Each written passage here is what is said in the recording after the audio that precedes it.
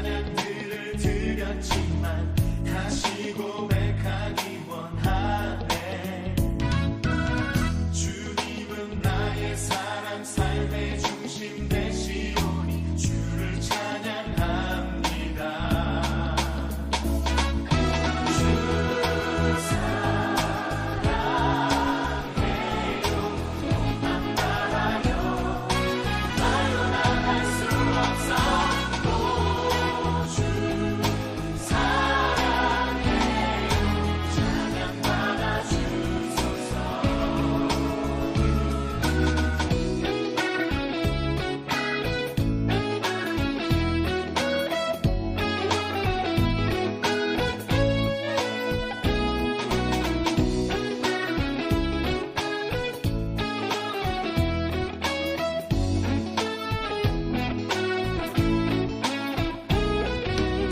주님 사랑 다시 고백하는 찬양 주신 감사해요.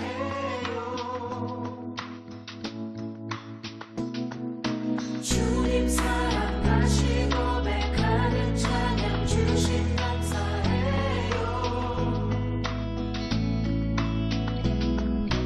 주님 사랑 다시 고백하는 찬양 주신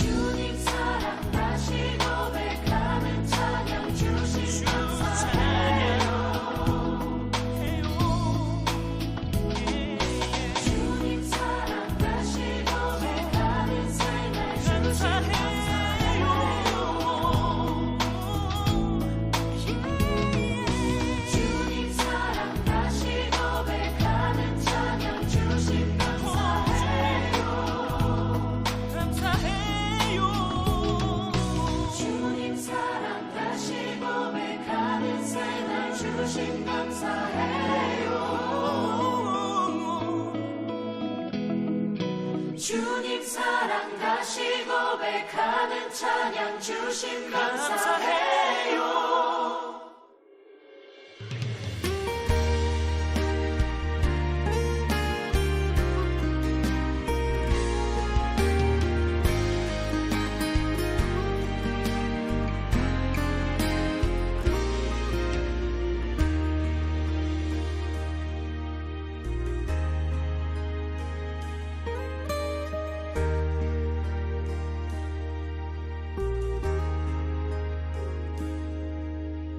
아버지 사랑 내가 노래해,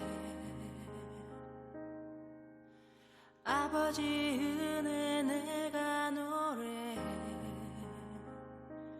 그 사랑 변함없으신,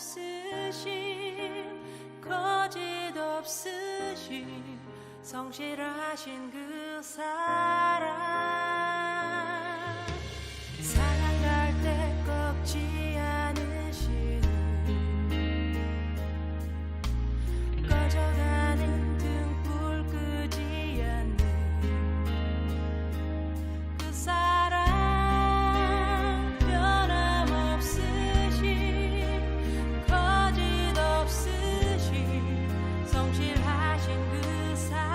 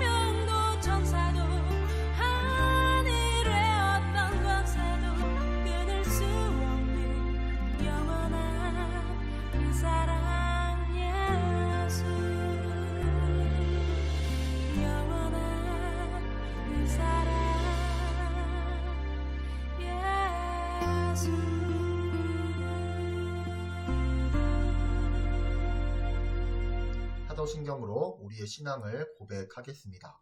전능하사 천지를 만드신 하나님 아버지를 내가 믿사오며 그 외아들 우리 주 예수 그리스도를 믿사오니 이는 성령으로 잉태하사 동정녀 마리아에게 나시고 본디어 빌라도에게 고난을 받으사 십자가에 못 박혀 죽으시고 장사한 지 사흘 만에 죽은 자 가운데서 다시 살아나시며 하늘에 오르사 전능하신 하나님 우편에 앉아 계시다가 저희로서 산 자와 죽은 자를 심판하러 오시리라. 성령을 믿사오며 거룩한 공예와 성도가 서로 교통하는 것과 죄를 사하여 주시는 것과 몸이 다시 사는 것과 영원히 사는 것을 믿사옵나이다. 아멘. 오늘 우리에게 주신 말씀은 이사야 6장 8절에서 13절까지의 말씀이에요. 화면을 보면서 다 같이 봉독하도록 할게요. 내가 또 주의 목소리를 들으니 주께서 이르시되 내가 누구를 보내며 누가 우리를 위하여 갈고 하시니 그때 내가 이르되 내가 여기 있나이다 나를 보내소서 하였더니 야훼께서 이르시되 가서 이 백성에게 이르기를 너희가 듣기는 들어도 깨닫지 못할 것이요 보기는 보아도 알지 못하리라 하여 이 백성의 마음을 둔하게 하며 그들의 귀가 막히고 그들의 눈이 감기게 하라. 염려하건대 그들이 눈으로 보고 귀로 듣고 마음으로 깨닫고 다시 돌아와 고침을 받을까 하노라 하시기로 내가 이르되 주여 어느 때까지니까 하였더니 주께서 대답하시되 성읍들은 황폐하여 주민이 없으며 가옥들에는 사람이 없고 이 토지는 황폐하게 되며 야훼께서 사람들을 멀리 옮기셔서 이 땅 가운데에 황폐한 곳이 많을 때까지니라. 그 중에 10분의 1이 아직 남아 있을지라도 이것도 황폐하게 될 것이나 밤나무와 상수리 나무가 배임을 당하여도 그 구루터기는 남아 있는 것 같이 거룩한 씨가 이 땅의 구루터기니라 하시더라. 아멘.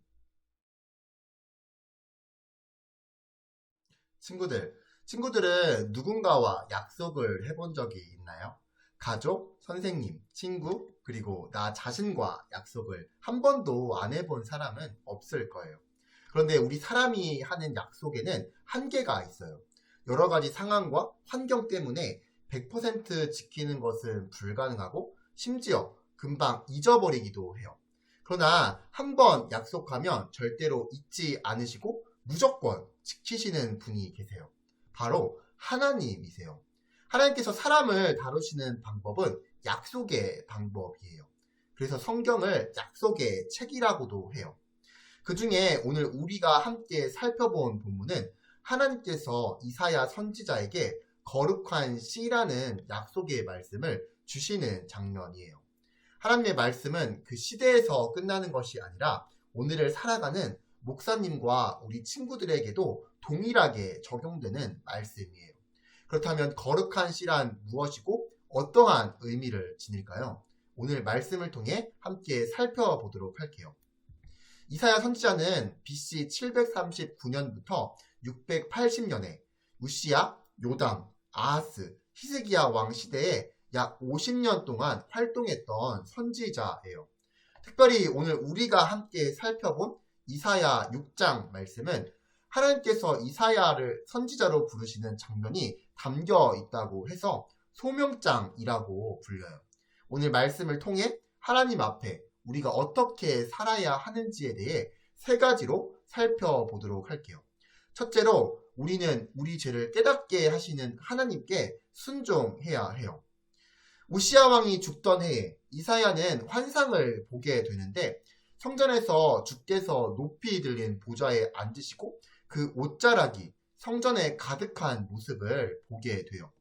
이어 스랍들, 즉 천사들이 하나님 영광 앞에 얼굴과 발을 가리고 만군의 야훼의 영광이 온 땅의 충만함을 이야기했어요. 그때 문지방의 터가 요동하며 성전의 연기가 충만함으로 하나님께서 위엄과 영광을 나타내 보이셨어요. 이사야는 하나님의 거룩하심과 영광을 마주하게 되자 자신의 죄를 깨닫게 되었고 자기가 죽어 마땅한 죄인이라는 사실을 알게 되었어요. 이사야 6장 5절의 말씀인데요. 그때 내가 말하되 화로다 나여 망하게 되었도다. 나는 입술이 부정한 사람이요 나는 입술이 부정한 백성 중에 거주하면서 만군의 야훼신 왕을 베었음이로다. 거룩한 하나님의 영광 앞에서 이사야가 탄식하며 울부짖었던 장면을 보면 마치 이런 모습과 같아요. 친구들이 깨끗하게 청소한 방에 창틈으로 빛이 비치는 모습을 떠올려 보세요. 아무리 깨끗하게 청소했다고 해도 빛을 비추면 여전히 수많은 먼지가 떠다니는 것을 발견할 수 있어요. 겉으로 보기에는 문제가 없는 것 같고 죄가 없는 것 같아 보여도 하나님 영광의 빛 앞에 서면 눈에 보이지 않던 먼지가 빛에 비추어 다 드러나듯 우리의 모든 더러움과 죄는 하나님 영광 앞에 다 드러나게 되어 있어요. 그러나 이것은 우리를 낙담시키는 것이 아니라 우리를 겸손하게 하시는 하나님의 깊은 뜻이 담겨 있어요. 빛이신 하나님께 가까이 다가갈수록 우리 자신을 더 명확하게 볼 수 있기 때문이에요. 이사야는 거룩하신 하나님 앞에 자신의 모든 죄를 탄식하며 애통하는 마음으로 고백했어요. 그러자 하나님은 제단 숯불을 이사야의 입술에 닿게 하시고 죄 용서를 선언하셨어요. 죄인을 다시 일으켜 세우시는 사랑과 은혜가 풍성하신 하나님의 모습이에요. 이 모든 것을 경험한 뒤 이사야는 주님을 위하여 사명을 감당하겠다고 고백하게 되었어요. 오늘 본문 8절의 말씀인데요.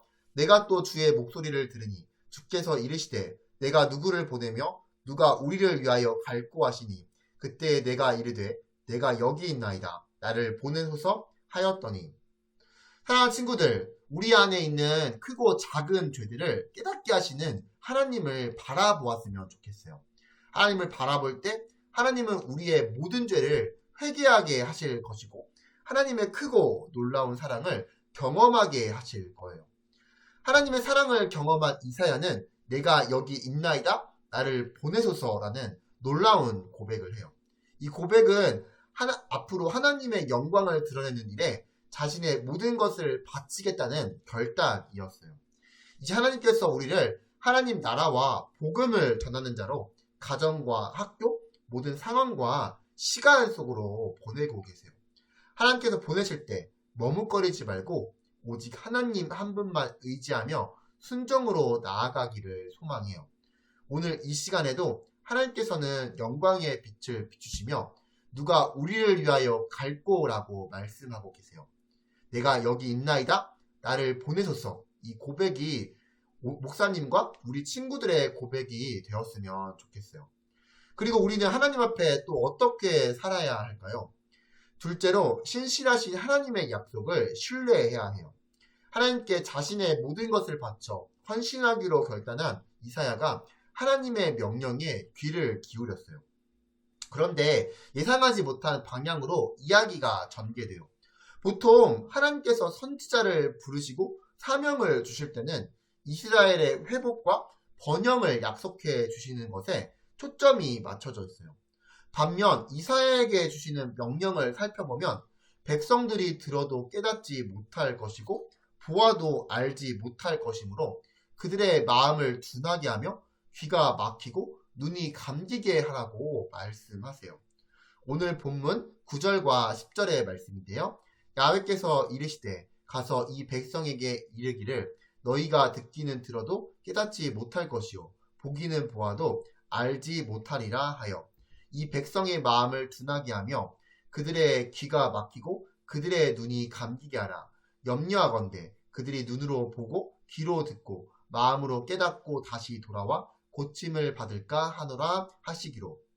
그러나 이 말씀은 역설적인 표현으로 이사야가 감당할 사역의 결과가 어떤 것인지를 보여주는 것이에요. 바로 백성들의 마음이 완고하기 때문에 이사야가 하는 사역이 어렵고 힘들 것이라는 것을 보여주시면서 변화되지 않는 백성들의 냉담한 반응과 거절에 흔들리지 않는 확고한 마음으로 하나님만 바라며 순종하라는 깊은 뜻이 담겨 있어요. 답답한 마음으로 이사야가 하나님께 어느 때까지니까 라고 호소하며 묻자 하나님께서 이렇게 대답해 주셨어요. 11절과 12절의 말씀인데요. 성읍들은 황폐하여 주민이 없으며 가옥들에는 사람이 없고 이 토지는 황폐하게 되며 야훼께서 사람들을 멀리 옮기셔서 이 땅 가운데 황폐한 곳이 많을 때까지니라. 하나님께서 장차 다가올 심판의 모습으로 성읍들이 황폐하게 되고 사람들은 포로로 끌려가는 멸망의 모습을 보여주셨어요. 그리고 실제로 BC 586년 예루살렘이 이 바벨론에 의해 함락되면서 이 예언의 말씀이 성취돼요. 사랑하는 친구들, 그러나 우리가 기억해야 할 것은 하나님은 죄에 대해서 분명히 심판하시는 공의로운 분이시지만 피할 길을 마련하시고 우리를 품어주시는 사랑의 하나님이라는 사실이에요. 그것이 오늘 본문 13절에 나와요. 13절의 말씀인데요. 그 중에 10분의 1이 아직 남아있을지라도 이것도 황폐하게 될 것이나 밤나무와 상수리 나무가 배임을 당하여도 그 구루터기는 남아있는 것 같이 거룩한 씨가 이 땅에 구루터기니라 하시더니, 나무는 하나님 나라의 백성을 상징해요. 그러므로 이 말씀은 결국 자신의 백성을 회복하시겠다는 하나님의 선하신 뜻을 보여주는 약속의 말씀이에요. 구루터기는 나무가 잘려나가고 땅에 박힌 뿌리만 남은 것인데, 뿌리까지 완전히 파내지 않는 한 길고 추운 겨울을 견디어내고 따뜻한 봄을 맞이할 때 모든 나무와 풀들이 새싹을 틔우듯 죽은 것으로 보이는 나무 밑동에서 새로운 생명의 싹이 올라온다고 해요. 이렇게 하나님께서는 말씀으로 분명한 회복의 약속을 주셨고 우리는 그 신실하신 하나님의 약속을 신뢰해야 해요. 또 하나님께서는 거룩한 씨가 이 땅의 구루터기이라 라고 말씀하셨어요. 마지막으로 우리는 하나님 앞에 또 어떻게 살아야 할까요? 셋째로 거룩한 씨의 열매가 되어 하나님의 사랑을 전해야 해요. 13절의 말씀은 절망과 소망이 공존하는 말씀이에요. 다시 읽어보도록 할게요. 그 중에 10분의 1이 아직 남아있을지라도 이것도 황폐하게 될 것이나 밤나무와 상수리나무가 배임을 당하여도 그 구루터기는 남아있는 것 같이 거룩한 씨가 이 땅의 구루터기니라 하시더라. 13절의 앞부분은 하나님 심판의 심각성을 분명히 보여주고 있어요. 바로 백성들이 10분의 1도 남아있지 않을 것이고 이들조차도 황폐하게 될 것이라는 완전한 멸망을 예고하는 것이에요. 나무를 베어낸 뒤 그 구루터기마저 불태워버린 숲과 같을 것이라는 말씀이에요.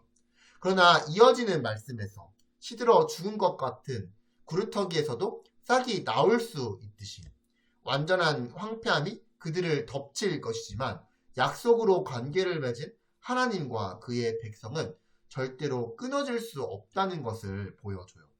만약 하나님께서 백성들을 방치하셨다면 우상 숭배와 범죄가 극심해져 사람들의 생각과 뜻대로, 즉 세상 방법으로 세상에 소망을 두며 하나님을 잊어버릴 거예요. 그러나 하나님은 자신의 백성이 그렇게 되도록 방치하시는 분이 아니에요. 늘 약속을 통해 관계를 맺으시고 회복하셨던 하나님께서 이방 민족을 통해 완벽히 멸하는 혹독한 정화 작업을 통해 자신들의 모습을 돌아보게 하며 다시 하나님을 바라보고 의지할 수 있도록 역사하세요. 그런 점에서 13절의 말씀은 죄로 물들어진 나무가 베어졌다는데 절망의 의미가 있으나 궁극적으로 구루터기라는 거룩한 씨가 남아있다는 소망의 말씀이에요. 친구들, 거룩한 씨는 하나님 나라 회복의 기초가 되는 존재를 상징하는 표현으로 장차 이 땅에 오실 예수 그리스도를 상징해요. 하나의 씨앗이 땅에 심겨 뿌리가 형성되고 이어서 줄기, 잎사귀, 꽃, 열매가 차례로 나오는 것처럼 예수님께서 우리를 위해 거룩한 씨앗이 되셔서 우리와 같은 인간의 몸으로 이 땅에 심기셨어요. 그리고 우리의 모든 죄를 대속하기 위함으로 고난당하시고 십자가에서 죽으셨어요. 죽음으로 끝난 것이 아니라 부활하심으로 꽃을 피워 하나님 나라 회복을 이루어 주셨어요. 예수님으로 하나님 나라가 회복되고 그 열매로 하나님을 믿는 목사님과 우리 친구들과 같은 성도가 나타나게 되었어요. 즉 목사님과 우리 친구들이 바로 예수 그리스도라는 거룩한 씨의 열매라는 것이에요. 그렇다면 열매로서 우리에게 주어진 사명은 무엇일까요? 바로 거룩한 씨이신 예수 그리스도를 우리 가정과 학교, 학원 등 우리 주변에 증거하는 것이에요. 또한 예수님이 부활하심으로 꽃을 피워 이루신 하나님의 나라를 세우는데 우리의 온 마음과 뜻과 힘을 다해야 해요. 예수님의 열매로 맡겨진 사명을 잘 감당하는 우리 친구들이 되기를 소망해요. 말씀을 정리하도록 할게요. 하나님의 부르심에 이사야는 자신의 모든 죄를 고백하여 하나님의 자비하심으로 용서받고 내가 여기 있나이다, 나를 보내소서라는 믿음의 고백으로 순종했어요. 또한 신실하신 하나님의 약속을 신뢰하며 선지자로서 맡겨진 사명을 잘 감당했어요. 오늘 이 시간 하나님께서 목사님과 우리 친구들을 부르고 계세요. 우리는 이 부르심에 어떻게 반응해야 할까요? 우리 죄를 깨닫게 하시는 하나님께 이사야같이 순종으로 반응하고 예수 그리스도라는 거룩한 씨의 약속을 신뢰하길 바라요. 더 나아가 우리의 가정과 학교뿐만이 아니라 소망이 없어 보이는 모든 곳에서 예수님을 전하는 친구들이 되길 바라요. 또한 약속의 하나님과 늘 동행하며 그분의 영광을 위해서 살아가는 우리 레갑의 모든 친구들이 되기를 간절히 소망합니다. 이 시간 오늘 주신 말씀을 가지고 함께 기도하기를 원하는데요. 화면에 보이는 두 가지 기도 제목을 가지고 함께 통성으로 기도하겠습니다. 기도합니다.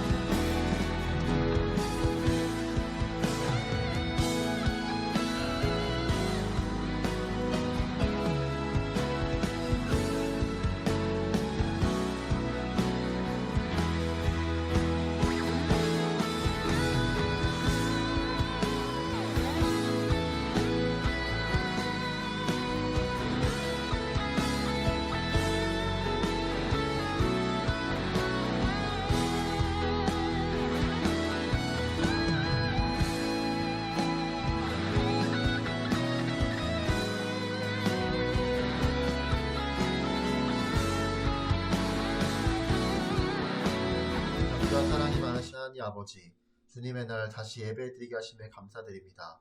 한 주간의 삶을 돌아보면 우리의 불순종하는 모습이 너무나 많음을 발견합니다. 용서하여 주시고 이제는 하나님께 순종의 모습으로 살아갈 수 있도록 은혜를 베풀어 주옵소서. 또한 오늘 주신 말씀대로 살아갈 수 있는 지혜를 더하여 주옵소서. 삶 가운데 주님만 드러내고 주님만 높여드리는 아름다운 그리스도인의 모습으로 살아갈 수 있도록 함께하여 주옵소서. 사랑이 많으신 예수님의 이름으로 기도드립니다. 아멘. 주기도문으로 예배를 마치겠습니다. 하늘에 계신 우리 아버지여, 이름이 거룩히 여김을 받으시오며 나라가 임하시오며 뜻이 하늘에서 이루어진 것 같이 땅에서도 이루어지이다.